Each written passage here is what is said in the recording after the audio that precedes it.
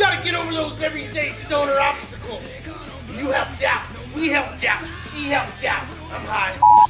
You're a bad stoner. Stay the fuck away from Stoner U, because you got your rejection letter. Next week, the Water Boy, Bobby Burger Hands, shows you how to make a water bong out of a milk carton. I'm thirsty. Yeah.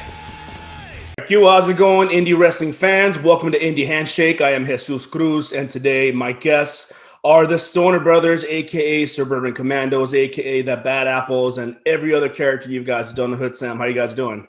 Hey, we made it. We're here. We did it. We're here for the handshake. Yes, Not a sir. hot dog. The handshake and the hot dog and the soda. Yeah. You guys haven't heard that name in a while, the Bad Apples, huh? Bad apples. I mean, yeah, it's been a while. Was that the first gimmick that you guys had after training with Joe Applebaumer? Ricky was a bad apple before I was. I was Carrot the Clown, which is my name backwards, Derek. Ah, gotcha. So let's go back a little bit about how we met. I met you guys through, I believe it was Rig Luxury. And more specific, I remember a certain event. I don't know if it was Derek or Dustin. I forgot who wrestled Rick at one of my Khalifa shows. Yeah, that was me. That was Ricky, Dustin. Yeah. Yeah. Yeah, it was at the Rockapulco, and it was a bizarre. First of all, that show was just it was one of my worst shows ever. Not because of who was on the card, but it was just a shit show of no shows, and it was like my worst show ever. And I remember you guys opened the match, and I believe it was Joe that asked Donovan to watch you guys work or something like that. Yeah. And I don't remember what Donovan said, but it pissed Joe off, and like they went outside, and I remember Joe throwing a flashlight at Donovan. So can you elaborate more on what happened that day? Let's start off with get that story out of the way. Good. I remember we got there and he introduced us to Donovan and Mike and all the other people. The Reno boys were there, and me and Rick had a opening match, and he asked Donovan to watch our match. And I seen Donovan not watching our match. He was like just walking around. I'm pretty sure he was pretty wasted. Yeah. And then Nuggs asked him like after the match, like what he thought, and he just shat all over us. And I know he didn't even watch the match. I think he was just being a drunk asshole and just shat on the match. And Nuggs stuck up for us because that's what he did. That's what he does. Yeah. And got in Donovan's face, and I don't know where the flashlight came from, but dude, he like had it hidden. He had to hit it good because, like you guys said, you don't know where it came from. All of a sudden, Joe just throws his flashlight at Donovan. Donovan barely moved, and it hit the wall behind him, right outside the Rockapulco. But it was like, where the hell did that shit come from? Where the fuck did you get a flashlight? Yeah, it was a pretty intense moment. Like I said, that show was like I was already like, stressed out, but it is what it is. It happened. Ironically, you guys worked a couple of Iron shows towards the end of their promotion. So how was that coming back and working with them? Did you? I don't think Derek did. No, but I did with Riz. I think like 2 or 3 shows. Yeah, they were nice to us. I mean, probably because Nuggs was with us, but yeah, they were cool. I liked it over there. It was just like like a mini garage environment. But yeah, a lot of those guys were good ass workers, and they're just not around anymore. Yeah. No, I've been going through all these tapes and just seeing all these old shows, and the matches you and Riz and Virgil had there were pretty great. So let's go back, from to the beginning, how you guys got hooked in wrestling, and how did you guys find a place to train? Well, we were hooked when we were kids because our dad used to watch wrestling back in the day. A lot of WCW. That's what we grew up on. He took us to go see Sting versus Rick Rude in a cage match. I remember that for sure. Yeah, we got the little Stinger keychains, the neon pink ones. Mm-hmm. Oh! Stinger marks. Sting, the Steiners, Vader, 4 Horsemen, Rick Rude, Dangerous Alliance, all those characters. Like, yeah, and then we didn't watch too much WWF, but every once in a while, of course, like Survivor Series, because it was Thanksgiving and like, you know, you sit down with the family and watch Survivor Series or a football game. It's probably Survivor Series a lot. More when the wars started, we started watching both more. Yeah, just because. definitely. Monday Night Wars, yeah. Yeah, man. Yeah, It was, I think I'm in the same boat, yeah. So Yeah. after watching that, how did you guys like look for a school, or even, you know, did you guys start doing backyard wrestling?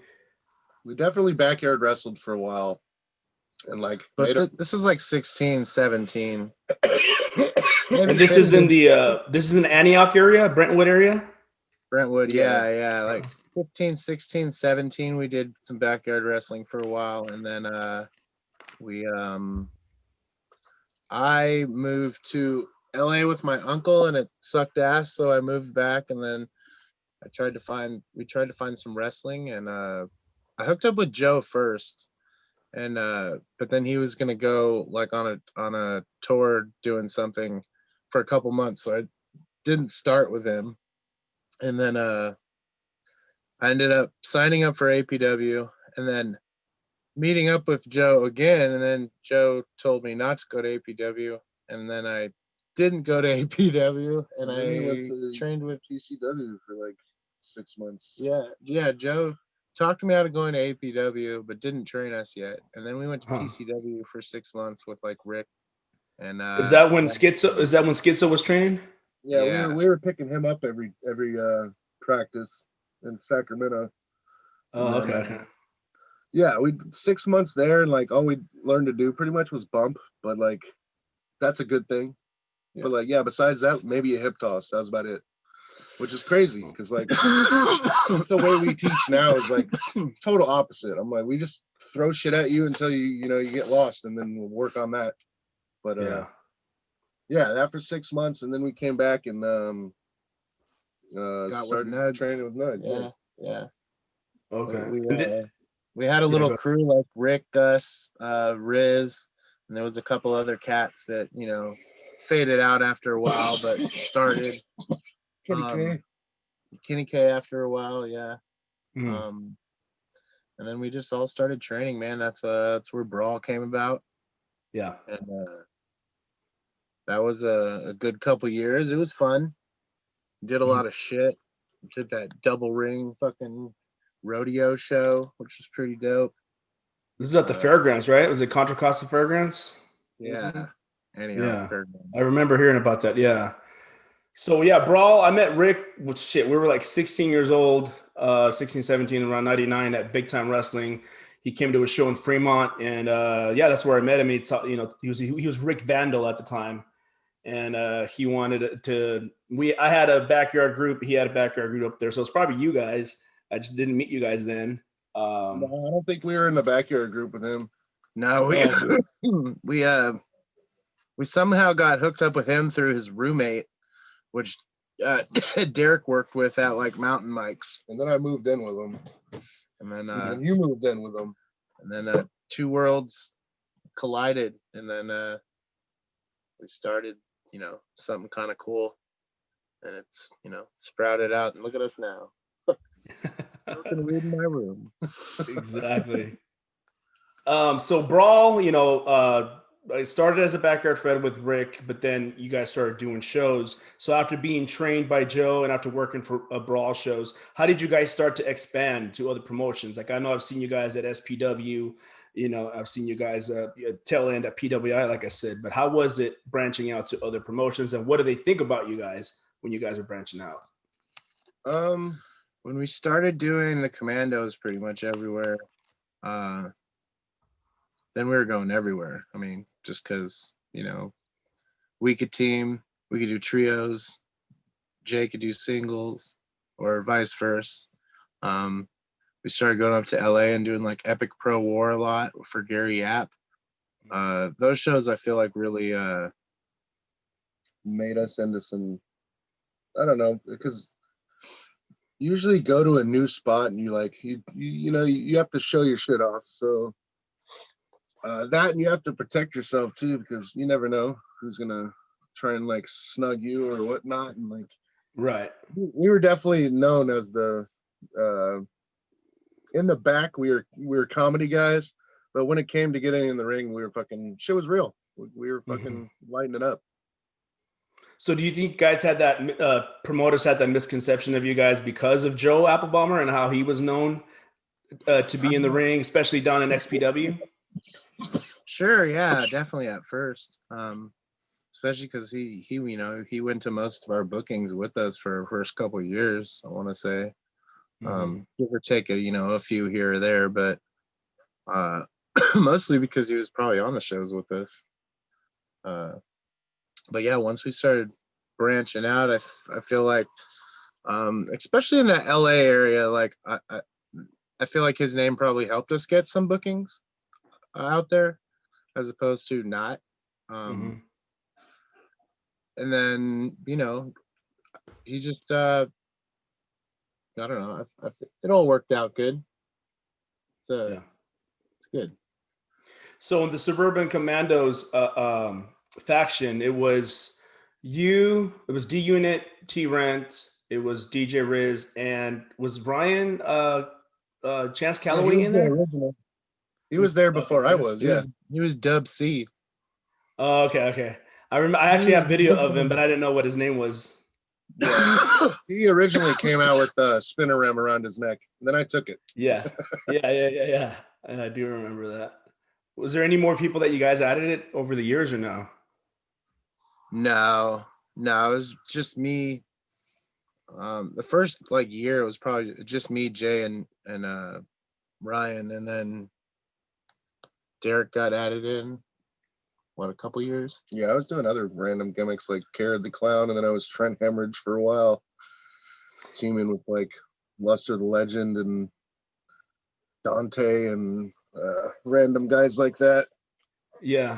I do have a match of yours. You were wearing a mesh long sleeve shirt. It's probably Carrot Yeah.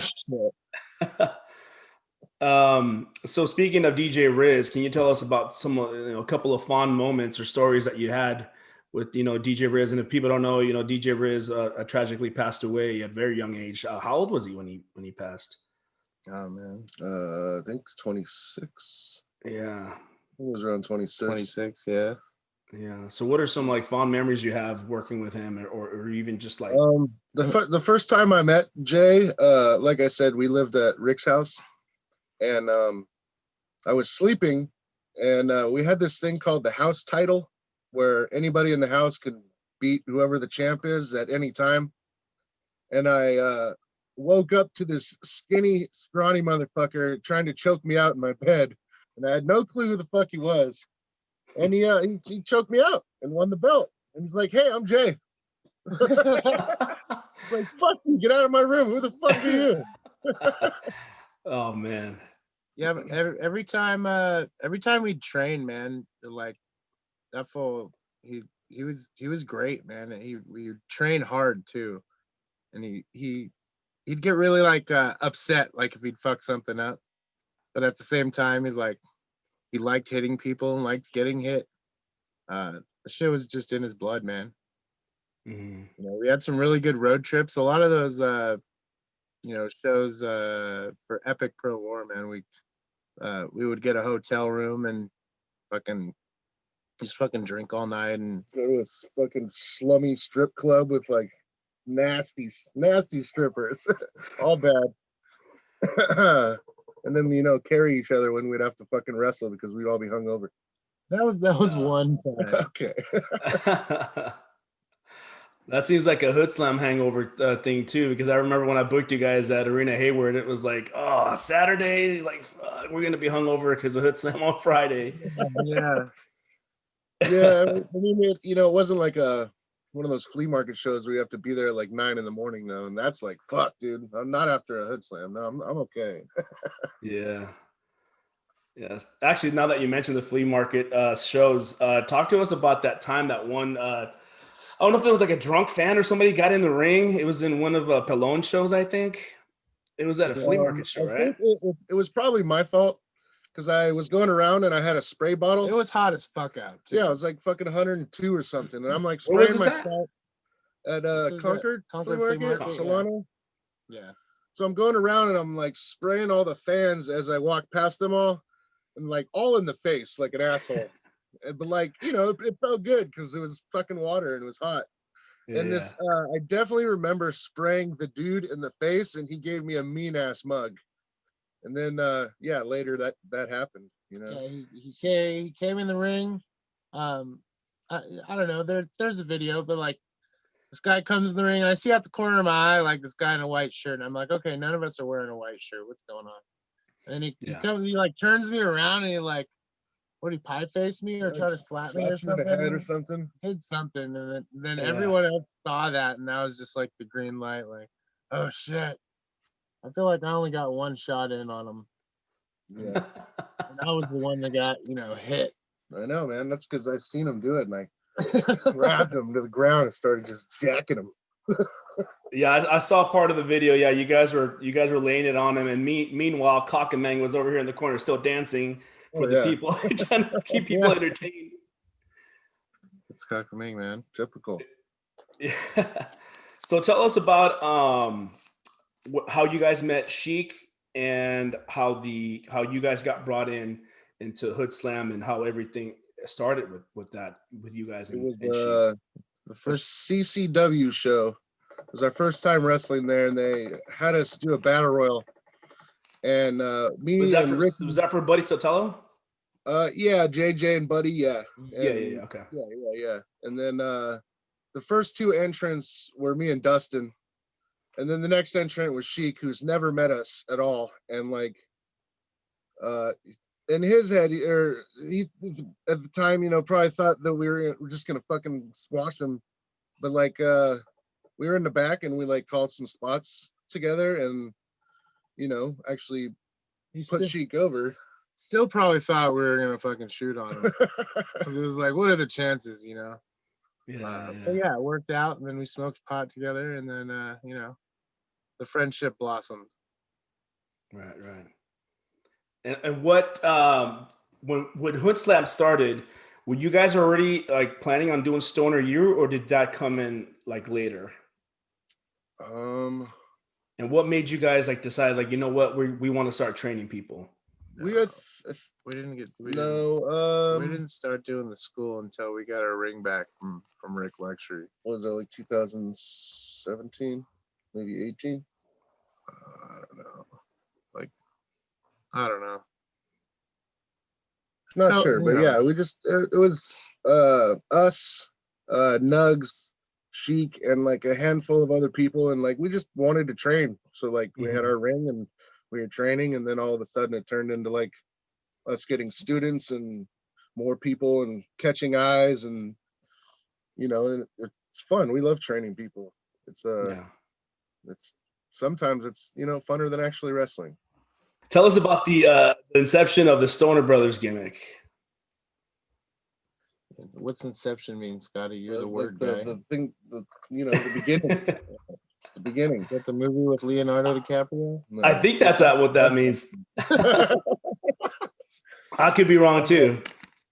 No, we've always been like Steiner Brother fans, like we said earlier, and like I think at first we weren't even gonna be the Stoner Brothers. We were gonna be like the Blunt Brothers. Yeah, and one of us is gonna be like, I don't know, what was it like? Philly and Titan or some shit, or Swisher, or I don't even know. But yeah, it turned into the Stoner Brothers, Rick Scott and Scott Rick. And yeah, we just had fun. In the beginning we were in a group called the Viano Crime Family, which consisted of Viano 420 and us and Red Rhino 2099. Okay, I remember that. Yeah. Who was the other cruiser? Jesus Cruz. Yeah, the other Jesus Cruz. I get hit up all the time by people that Hoodslam fans. They add me and they're like, "Hey man, loved watching you last night." I'm like, "Dude, not sorry, dude. I'm not. It's not me. Wrong, Jesus Cruz." And then quickly unfollow. They just unfollow me. They fuck it. So when you guys, when you guys joined Hoodslam and you guys were at Victory, did you guys ever think that it would pop pop off as big as it did? And were you guys ever getting hit up, or more Sheik? I wonder if she got hit up more of guys that were maybe critiquing Hoodslam at first, and then saw how big it got, and then wanted to be part of it. You guys ever had?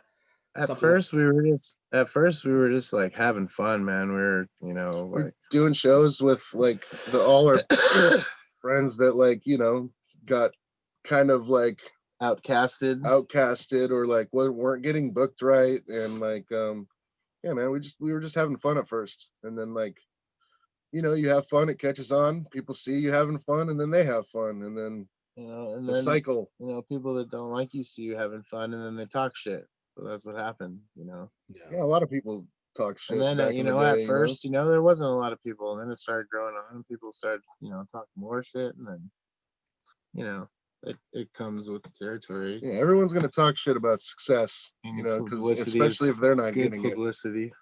Yeah, unless it's jail publicity. What were some of your favorite characters that you guys like doing at Hoodslam so far? I think I was talking about it the other day, actually.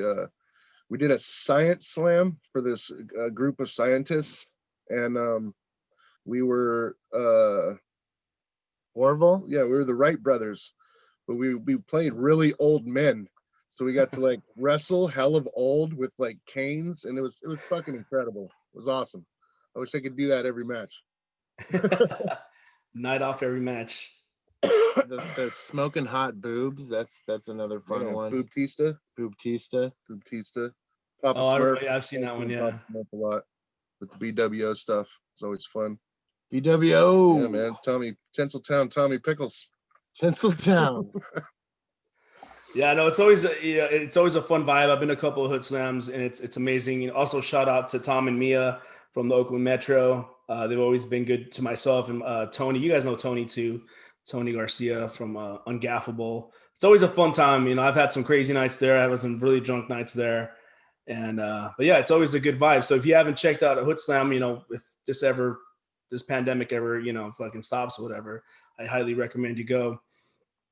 Jump on a Hoodslam Twitch or Hoodslam YouTube, or follow us on social media, because like we still do a lot of stuff, and like whether we can go out there and wrestle in front of fans or not, we're gonna keep doing stuff. So yeah, it entertains us, so hopefully it entertains other people. No, it definitely does. I mean, even like other people hit me up to work with you guys, like Super Crazy. It was like, hey, you guys, the guys from Hoodslam, so I brought him over a couple of times. So he had a lot of fun. It seemed like cool, that's his vibe. Yeah, that was cool. Yeah. What about some of your favorite matches, or some matches that people can look up right now on Twitch? What's the other one or we were YouTube? talking about? Super Crazy was actually in this one. We did a Mario. It was us as Mario and Luigi as the Super Stoner Brothers, and we teamed with Brittany Wonder as Peach. Was this three of us? I can't remember. I think so. It was a three-way. Yeah, and then we wrestled Super Crazy as Wario, and Donkey Kong as Clayjack, and somebody else. Manny as Waluigi. Yeah. Mm-hmm. Yeah. A lot of fun, just like it, not a lot of like like typical wrestling, but like a lot of weird, crazy fun spots that are like just random and like different. Yeah, that's a fun one. That was a fun one. Yeah. Yep. I liked our drowning match with the caution. Did you now? Yeah. Okay. I mean, I got drowned. Well, yeah. I died. Yeah, but it was still fun. We it was like a long fucking No, almost it was 6 month build up to we did a giant match. Promo war with the caution for like 6 months. It started at Knox Pro Wrestle Fair. And we just went on a road trip and just started doing promos against each other like every couple like hours, or whatnot. And then it just built for like 6 months. We just kept doing it, and like a lot of people were into it, and the fans were really into it. And like we had a lot of fun matches and different, stuff. We did like a karaoke challenge. And you know you can survive, and so you feel like hope is gone. Look inside you in the storm, and you finally see the truth that a Ricky lies in you. God damn! Give it up for Rick Scott Stoner! I should have won that karaoke challenge. You were close. Bullshit. I don't even know what song 20 sang. Me neither. Some weird guy. See how memorable it was? No, it wasn't really good. You know, that karaoke vibe spilled over to Arena Hayward too, because Sheik did it with Lisa Lace and Matt Carlos, and they did like a whole karaoke thing before their match. So it's it's a fun vibe. It's a good vibe. Is that the Tony Braxton one? Or no, that was a different one.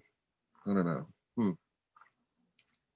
So another worker, another friend that passed away way too early, who was part of Hoodslam, Virgil Flynn. Can you tell us how the first time you met Virgil, and just kind of your favorite memories of Virgil?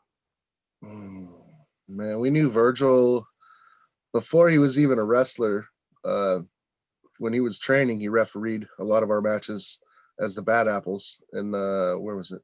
SPW, and I want to say like WCWA back in the day. Yeah, he's just one of the boys, He's always really cool and humble and never talks shit about anybody. But always was the first to fuck with you. Oh yeah. He's a good ribber. Yeah. Him and Jay together were dangerous. Oh yeah. They're supposed to just rib everybody. Any favorite ribs that he pulled on you guys, or any people around him? Man, I don't know. Like probably like getting someone's gear and like hanging it on a wall like 20 feet up or something like that. Or yeah, I don't know, stuff like that. Yeah, no, it was a huge loss. I remember going to like the memorial show you guys had at the Victory Warehouse, and the love was definitely felt that night. Yeah. That was what were your goals when you first got into the business, like started training? What were your goals then versus now that you're in an established promotion, a successful promotion? I mean, I think our goals when we started were probably the same as everyone else. We wanted to go to the big times and like work the big promotions, and we wanted to be WCW tag team champions. That's right. Or like, I think Japan was a big thing for us. Maybe not at first, but like definitely once we started like wrestling and like, we're a big giant twin tag team, and like there's not a lot of that. So yeah, thought Japan was a good thing. And then we had our WWE tryout, and we thought that's what we wanted. And then once we got there and like just didn't feel right, and then like it clicked that like this isn't where we should be and this isn't what we want.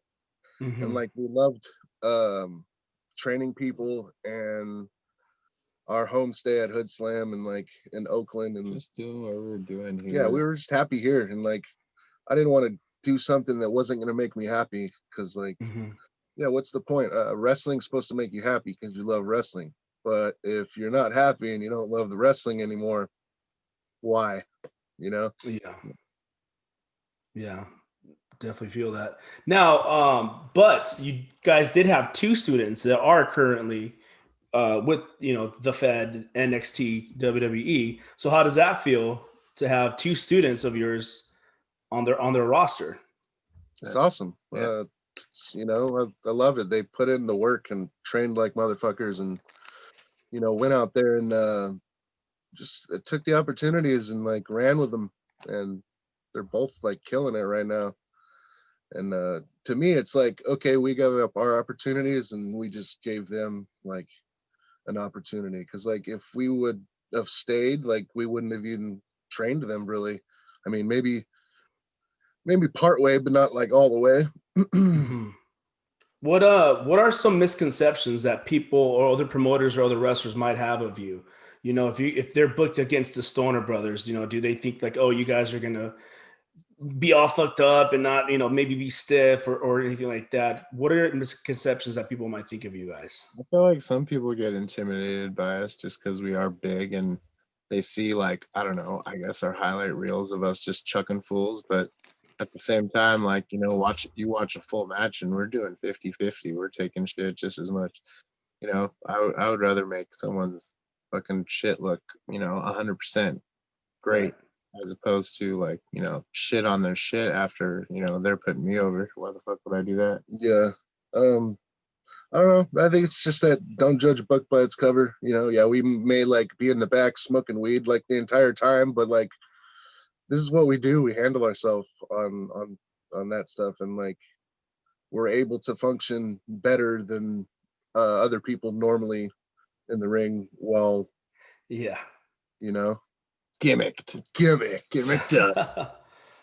Yeah, no, and I can vouch for that. I mean, I had you guys on a more family type show, you know, and you guys entertain the crowd. You know, I've seen you guys at the Metro, and the crowd is, you know, behind you 100%. And I've seen you guys at lucha shows where the people are behind you 100% because it's the way you guys perform in the ring. You know, you guys are loud, you guys are charismatic. You know. Yeah, a lot of people don't even interact with the crowd. They just get in, you know, or they'll interact with the crowd on their entrance, and then once they get in the ring, they just shut up and wrestle. Yeah, Jardy Hardy. Yeah. Jardy Hardy. You say Jardy Hardy? Is that a?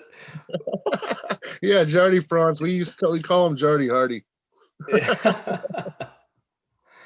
Oh man, Jardy France. Has he ever hit you guys up to work? He's wrestled a Hoodslam. Yeah. Like what did he do, that St. Patrick's Day one way back? Monday night one, maybe, or Monday something. night one. I don't know. Yeah, I think he did one. Yeah. We'll get a call or a text from him like maybe once every other year, or vice versa. We'll hit him up and just be like, "Hey man, what's up?" Or we'll see him at like hey man, an icebox show. I think that's all he ever gets booked on is icebox shows. Yeah, I know he's doing MMA for a while, like real fighting stuff, and then he told me, you know, like he was gonna stop doing that now or something. I don't know. That's the last time I talked to him. He said he was gonna get away from that. Yeah, you know, speaking of icebox shows, you know, when his shows were, especially for the time, they were the only promotion that would book people from all other feds. You know, it's like you see everybody in one promotion. I'm trying to look for this tape where you guys are there with DJ Riz. I can't find it, but it's like, hell, we even saw Shane Cody and Emperor against Jardy France and Dana Lee one time there. Yeah. You know, back when APW was like, no, you can't work at Iron, you know, vice versa. Did you guys ever have that where they told you can't work a certain place or? Not where we trained or anything. I mean, we dealt with a lot of that, but like, like even when we were doing Brawl, like we were trying to book everybody from all over the place. You know, we brought Dana Lee in and Venice and Sam, and then like Kenny K and Venny and Gabe and a little bit of everybody, you know? Yeah. Now I'm going to steal a question from my co-host Paul on this, and I'm going to ask, what is the worst thing someone can do in the ring besides hurt you? Shit themselves. Like your opponent. So literally? Have you guys had that? No. I've seen it, but I haven't like been in a match with like where that's happened. The worst thing they could do? I don't know, man. Quit wrestling. During the match? Yeah. Quit. I quit. I don't know, man. I would say like once they botch a spot, just keep botching, and then that's probably the worst thing you can do. Now that I'm glad you said that, because that was actually my point about that question, because I've seen it twice at Arena Hayward where you're working your opponent and they fuck up or they do something that wasn't called and you guys call them out right then and there, which I think is hilarious. Maybe the people don't really, you know, aren't really paying attention to that. But I remember someone, we didn't call that. You guys keep going. We just try to like, even if it doesn't make sense to the people, or like, I'm just gonna be loud and call you out for your shit. Like you fucked up your own shine, so there that goes. Yeah.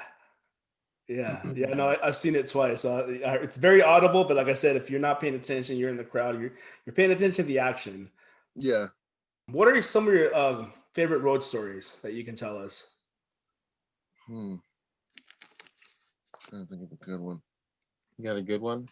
No, that's a bad one. What's that one? Yeah, now we need to know what the bad one is. That was one of those LA trips where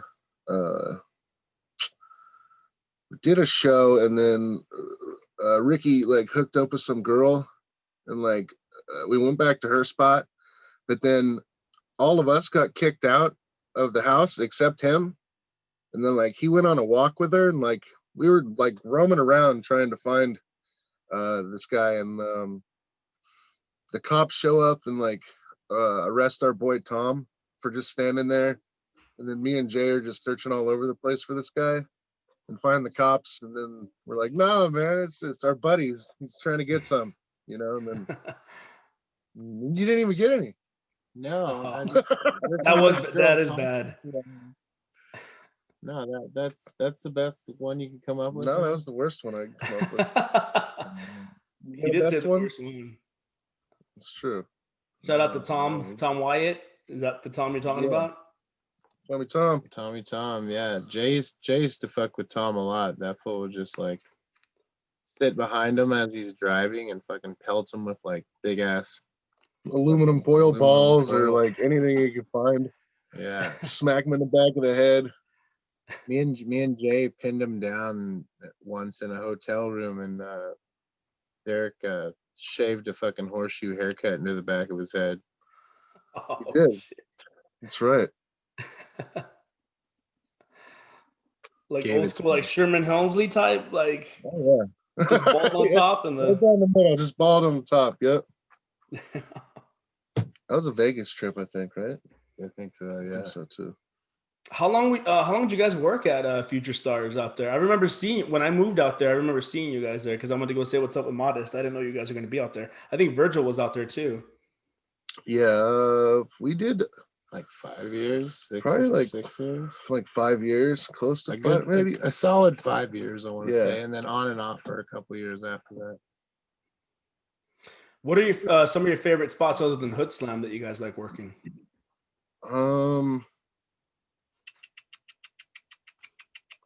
Let's see. What do you like, man? I liked Arena Hayward. That was a cool little spot. Yeah, I liked what was the one? We did this match in Vegas for 3PW, which was I think D-Lo's Fed or something. But it was just memorable to me because it was me and Ricky and Sam, Mike Rain, and Shotzi all on the same team. And we did this Armageddon entrance to the Armageddon song by Aerosmith. And it was like a 5.5, 6 minute entrance. We just went super slow-mo and like took off our fake invisible space helmets and everybody a thumbs up hella slow. It was fucking awesome. It was hella fun. Did you guys come out to Aerosmith? Yeah. I don't remember the match being like super great, but like didn't matter. Best entrance of my life. Yeah, it was definitely the best entrance of our life. What about a favorite story of a shady promoter or the funniest excuse as to not getting paid? Now, when I asked Chupacabra this question, we of course talked about that Beach Slam show. I don't know if you guys want to touch on that and your point of view of what happened that night, or if you guys got another story. I don't even really want to put that guy over, so let's not talk about him. No, let's talk about Shannon Naylor. Yeah, that's a good one. So there's this guy in Clear Lake who he would come to Sacramento shows, and he tried to put this show on with some of the guys from ICP's crew. I think it was Too Tough Tony and Corporal Robinson, and then we were booked with a handful of other people, and the show just never happened. And like we were all like, but this fool let everybody on like up until like the show, you know, like 30 minutes before it was supposed to happen, because we're like, okay, we give up. There's no ring coming. And just like he was in the parking lot, all the rings coming, they're on their way, you know, like blah blah blah. It just never came. And then there was like a problem with paying everybody, and he had to get like he had a handler. Yeah, I was gonna say, and like he was in his car with his handler and like with the doors locked, and we're all like outside of it, like, get the fuck out here, man. Oh, shit. We're gonna fucking kill you. Then then we just went to some bar and he gave us free drinks all night. I don't know if he did. No, the bar did. The bar did. Sponsored the show. Yeah, because they sponsored the show that never happened. That's right. And then we got pretty drunk at that bar and like went to a bunch of hotel rooms.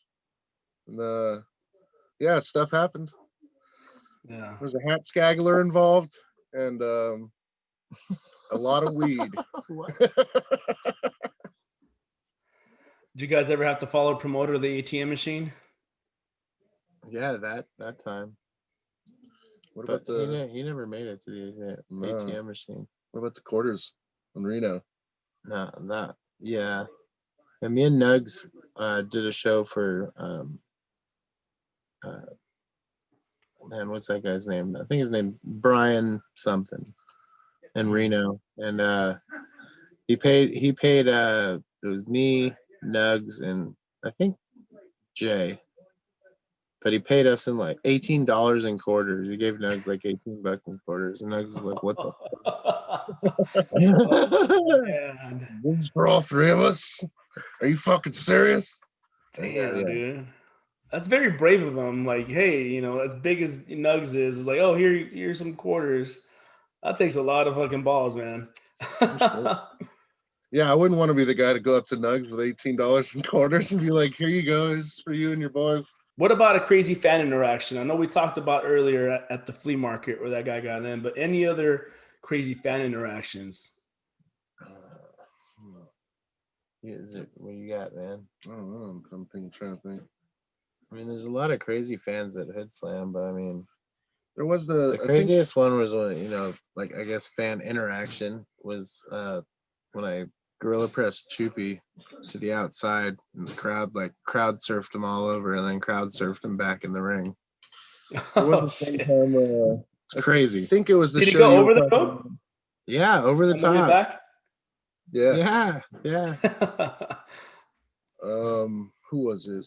It was a Oaktown show for Icebox, and it was like we did this angle with like I think it was Danny Garcia and Diablo. Danny Garcia. And like his whole family just went crazy and started throwing shoes at us and shit. Yeah, like their mom was trying to stab Nuggs with like a shoe fucking heel and shit. Oh, yeah. That one. And then there was a time we did a show for Jonathan the Iceman or something. Was that I don't know, it was Conan versus Oliver John, and we were with Oliver John as his cronies. And like people were throwing like ears of corn at us with elotes and fucking all sorts of shit, dude, flying all over. It was fucking chairs. Yeah, and hella chairs. They were throwing chairs. Holy shit. It's pretty nuts. You know, I could attest to that lady trying to stab you guys with the heel because she succeeded in stabbing Shane Cody one time at a show in Hayward. Oh, okay, yeah. So that's a thing, yeah. Yeah, Danny and Super Diablo never smarten their families up to the business at all. Which is cool. I like it. Yeah. Now that shit is real. Yeah. Hoodslam is real, but to the Garcias, it's fucking hella real. It's hella real. How about any embarrassing moments during a match? I slipped off the top rope once. Yeah. We're in man, what was that old building? The old Bank of America building in Pleasant Hill? Yeah. Right? Yeah, it was WCWA. WCWA. And all these fans were had these bubble gimmicks and they were blowing them all night. This is what I blame it on. And then I get up to the top rope for our finish. And which was we did like the fucking Legion of Doom gimmick. And I fucking just fucking eat shit and slip off the top rope. And then luckily there was like a run in, so they came right when I fell. Luckily. That was the cue right there. Yeah, that was a good cue. Yeah. What, you got any other ones? I puked on that camera guy that one time. That's right. Yeah, it was in like Hoodslam? yeah, it was like a San Francisco Chronicle or some shit. It was like a picture of me just right coming right at this dude's camera. You know, you guys, I don't know. I was going to ask this earlier, but do you guys feel like after the success of Hoodslam, you know, you guys draw, you know, sell out every show. Do you feel like after that you get booked at places around the area, maybe hoping that you'd bring some of that crowd over with you? Do you guys ever had that or feel like you've had that? I mean, yeah, definitely. There's definitely like hardcore Hoodslam fans that like follow us to other bookings. Yeah, and then I also feel like, I don't know, Hoodslam kind of made the area like live again. So anytime a Hoodslammer gets booked like around these parts, then I feel like people are gonna go if they follow, you know, what's going on. Yeah. Which I feel like most Hoodslam crowd is just like a, you know, party.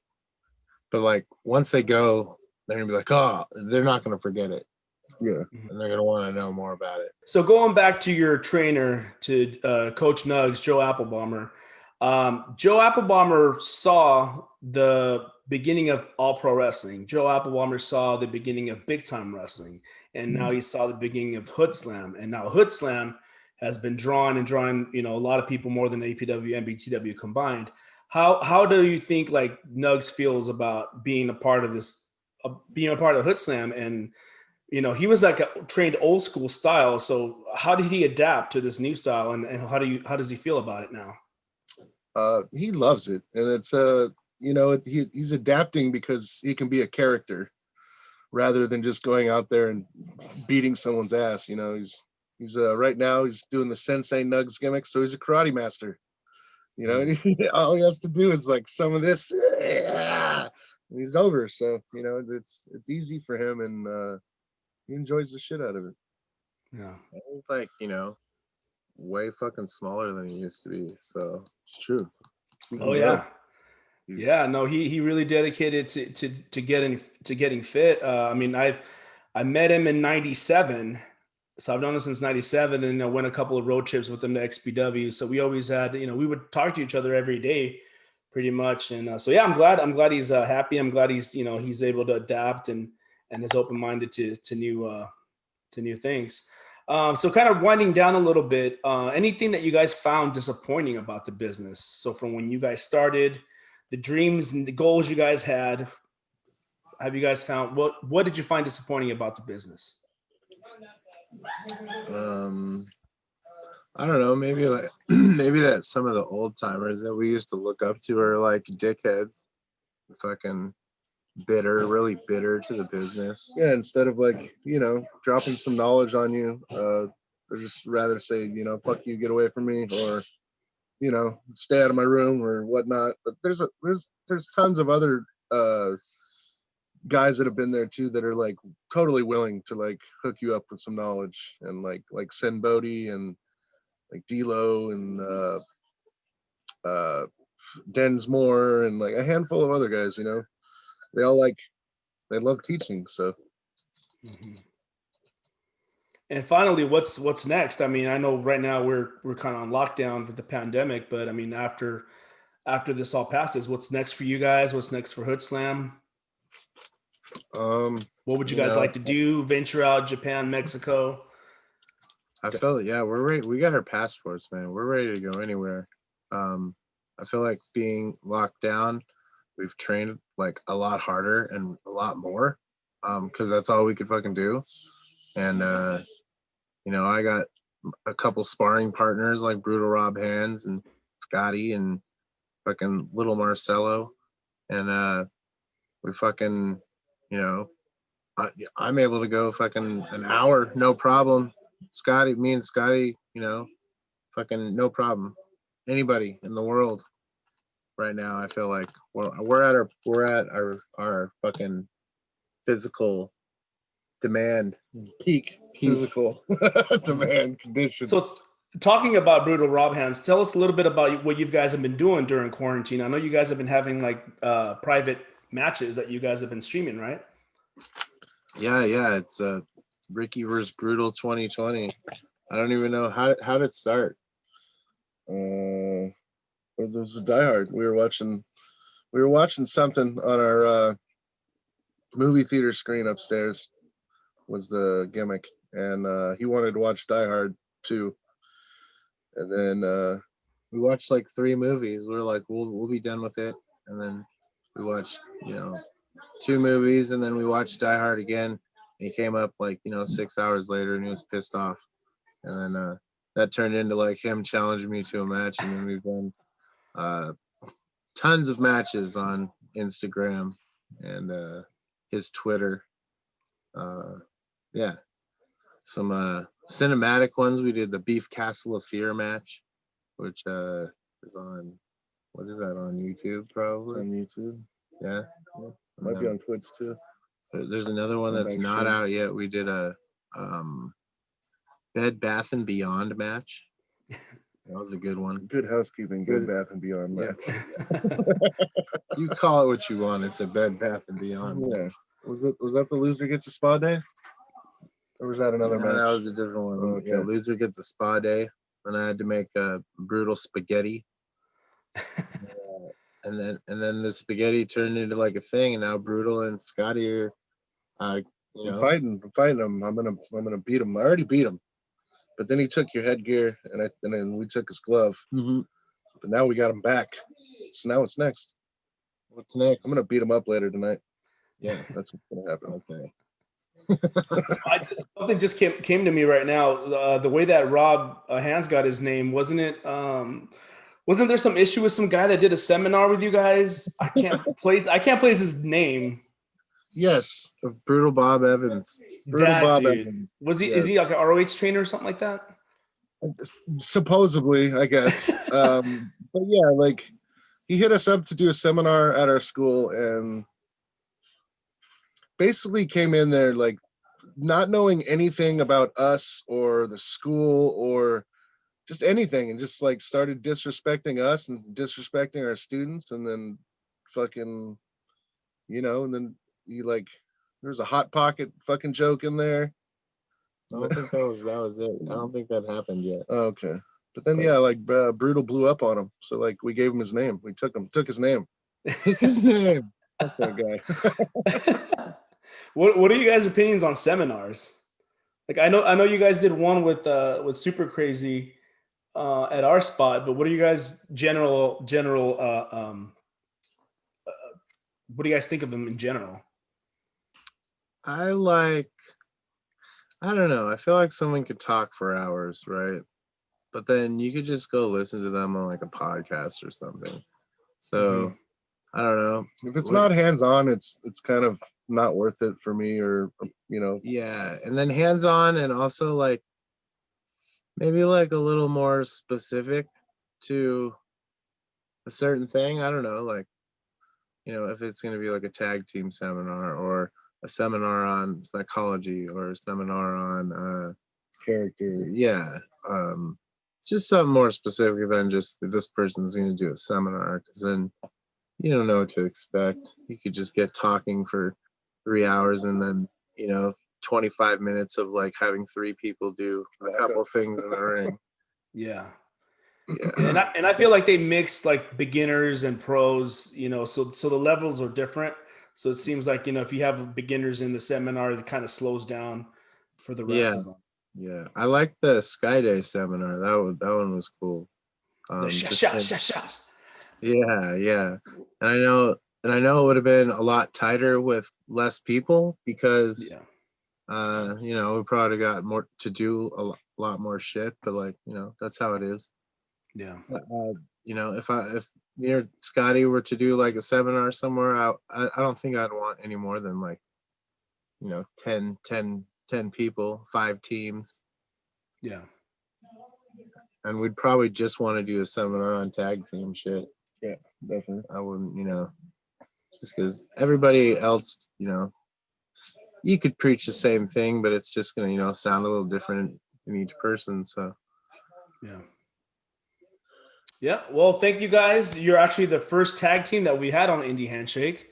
So thank you very much. Man. And go ahead and put yourselves over. Where can people find more information about you or watch some of your favorite matches that you guys have had?